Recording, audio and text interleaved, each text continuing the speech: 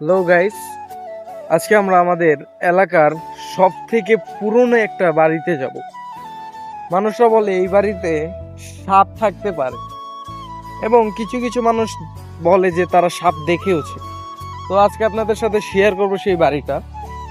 তো আমরা অনেক ভয়ে ভয়ে আছি, যদি সাপের সাথে দেখা হয়ে যায় তাহলে তো আর কিছু করার নাই।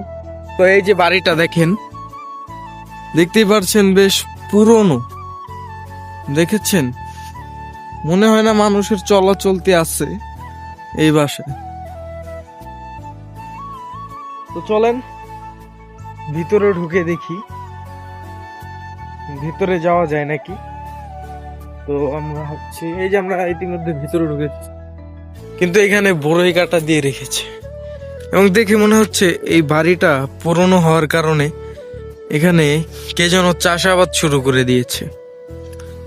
মানে বাঙালি এমন একটা ক্যারেক্টার যে আরেকজনের জায়গা ফাও পেয়ে এই যে দেখতে পাচ্ছেন ক্ষেত লাগিয়ে দিয়েছে। কারণ অনেক এলাকাবাসীর কাছে জিজ্ঞেস করে পেয়েছি যে এই যে জায়গার মালিক সে নাকি এইখানে আসে না, মানে সে এখানে আসা ছেড়ে দিয়েছে। তো কিছু মানুষের কাছে শুনেছি যে এই বাড়ির যে বাড়িওয়ালা ছিল তার স্ত্রীর পেটে নাকি সাপের বাচ্চা হয়েছিল, যার কারণে তারা এই বাড়িটা ছেড়ে চলে গিয়েছে এবং সেই সাপটা নাকি আজও জীবিত আছে। কিছু মানুষ বলে সাপের এইখান দিয়ে দুটো মুচ আছে বড় বড়, আবার কিছু মানুষ বলে যে সাপটা বেশ মোটা, কিন্তু আমরা এখনো সাপ দেখিনি। এখন তারা যে আমাদের সাথে সত্যি বলছে না মিথ্যা বলছে সেটার অভিযানে আজকে আমরা এটার ভেতরে যাব। গেটটা দেখো, গেটের এখান দিয়েও চুরি হয়ে গেছে। তো আমরা এই গেটের ভেতর দিয়ে ঢুকবো। অনেক গাড়া, অনেক বাবা, অনেক কষ্ট হলো। তো আমরা ওই গেট বন্ধ হয় এই গেট দিয়ে ঢুকেছি। আর বাড়ির অবস্থা বেশ ভয়াবহ। রাতে এখানে আসলে সবাই বলবে এটা যে ভূতের বাড়ি।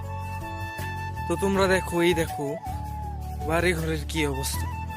চলো এটার ভিতরে দেখা যাক কি আছে। এটার ভিতরেও কিছুই নেই, কিন্তু ভাঙা চোরা অবস্থা। আবার ওইখানে স্পিকার লাগিয়ে দিয়েছে।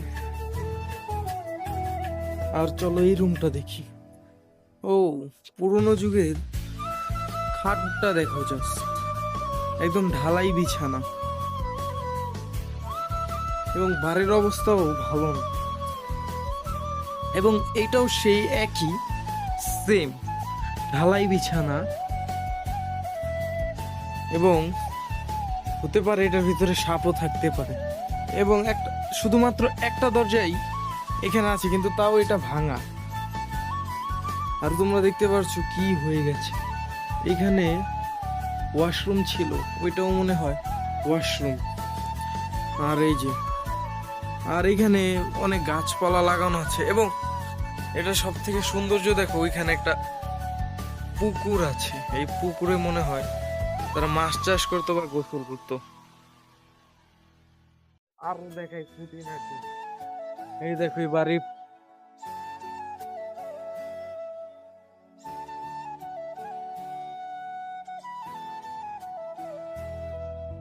দেখো গাইস, বাড়িটা দেখতে কেমন দেখছো?